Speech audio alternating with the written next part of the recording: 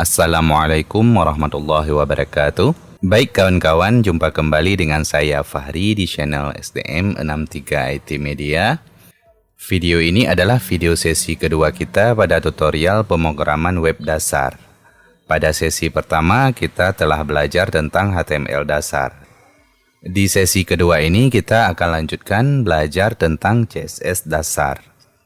Dalam pemrograman web, CSS juga sangat penting untuk dipelajari. CSS dan HTML biasanya digunakan bersamaan dalam membangun sebuah situs web. Walaupun keduanya memiliki fungsi yang berbeda, namun fungsi yang dijalankan saling berkaitan untuk menyempurnakan sebuah website. Baik, langsung kita ke pembahasannya. Yang pertama, aplikasi yang digunakan. Untuk belajar CSS ada banyak aplikasi yang dapat kita gunakan. Kita lihat beberapa contohnya. Di sini yang pertama ada Notepad++. Kemudian kedua kita juga dapat menggunakan aplikasi Visual Studio Code. Yang ketiga, aplikasi Sublime Text. Umumnya dari programmer di Indonesia banyak menggunakan aplikasi ini. Kemudian selanjutnya yang keempat, kita dapat menggunakan Adobe Dreamweaver.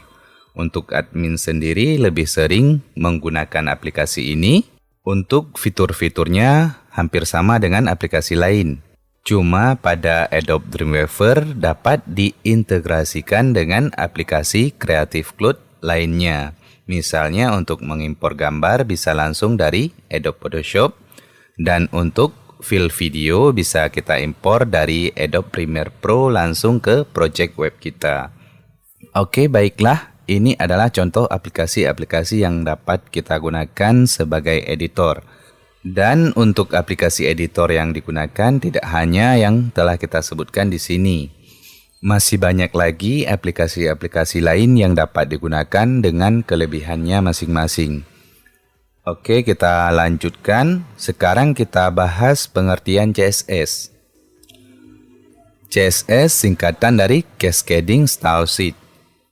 Merupakan bahasa pemrograman yang digunakan untuk mendesain halaman website.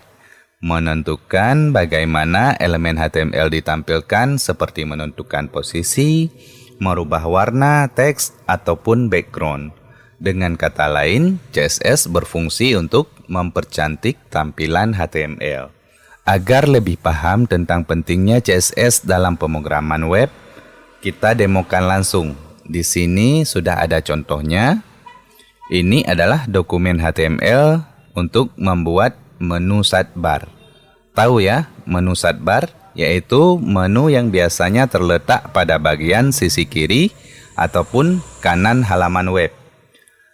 Yang satu lagi ini adalah dokumen CSS-nya. Ini antara dokumen HTML dengan CSS belum kita hubungkan. Sekarang kita jalankan HTML tanpa menggunakan CSS. Dapat diperhatikan ini tampilan yang hanya menggunakan HTML. Tampilan ini kurang menarik, bahkan ini tidak terlihat seperti menu. Jadi sekarang kita coba impor CSS ke dalam dokumen HTML-nya.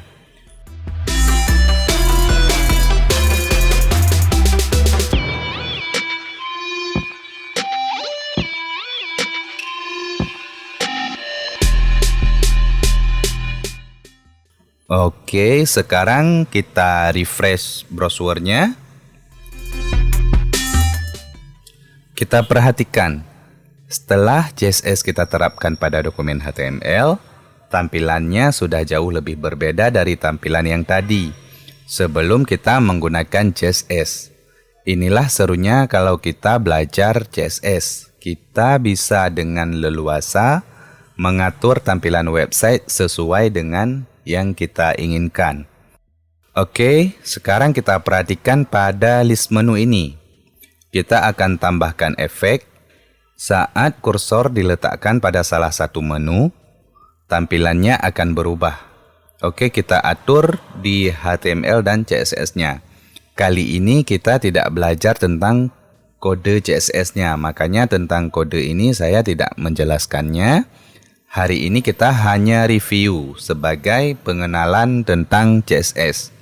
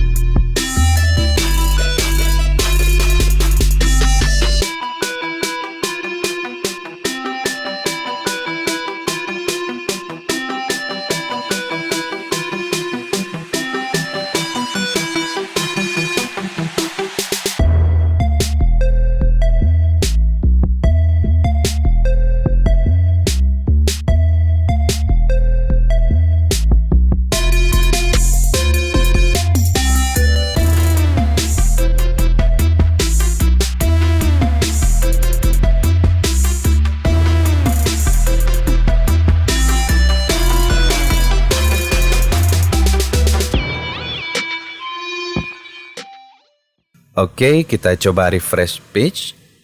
Nah, Word ya. Saat kita letakkan kursor di menunya, yang semula backgroundnya warna putih, teksnya warna hitam, dan border atasnya hitam, berubah menjadi background hitam, teks warna putih, dan border atasnya menjadi warna merah. Dengan menggunakan CSS, banyak hal yang dapat kita lakukan. Nanti kita akan belajar step by step. Dan insya Allah kalau ada kesempatan kita akan belajar sampai dengan cara membuat responsive template yang dapat didukung di semua perangkat. Sekarang kita lanjutkan, kita perhatikan lagi dokumen CSS yang telah kita buat. Dari dokumen ini kita dapat menggunakannya lagi untuk beberapa halaman HTML lain. Contohnya, dokumen HTML yang ini kita jadikan halaman pertama. Kemudian kita buatkan 2 halaman lagi.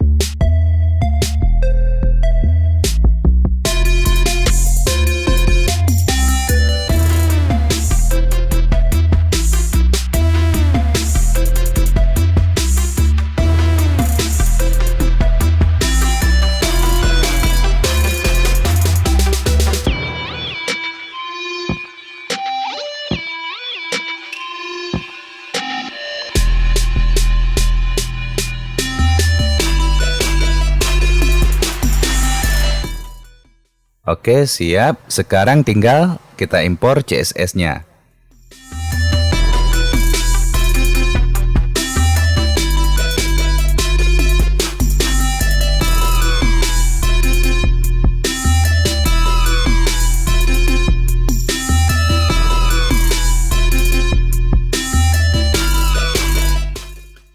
Coba kita jalankan.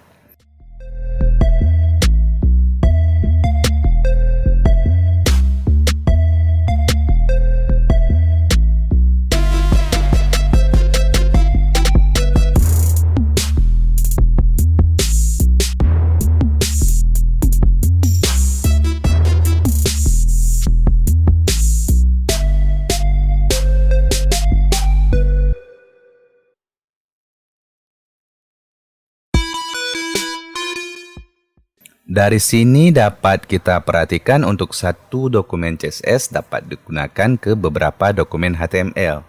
Oke, sampai di sini faham ya? Kita lanjut lagi. Kemudian dari satu dokumen HTML ini dengan menggunakan CSS kita dapat menampilkan banyak tampilan. Contohnya, kita buat style CSS. Di sini sudah ada satu, kita buat dua lagi style CSS-nya.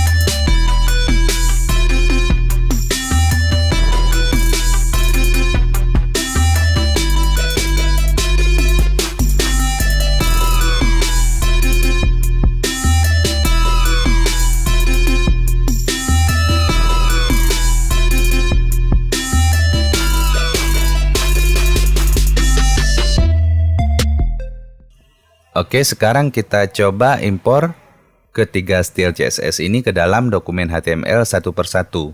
Kita gunakan style yang pertama. Ini style yang pertama kita buat tadi, tidak kita ubah. Kemudian kita lanjutkan ke style yang kedua.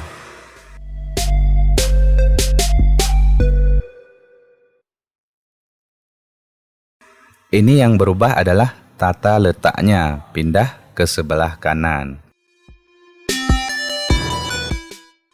Kemudian kita gunakan style yang ketiga.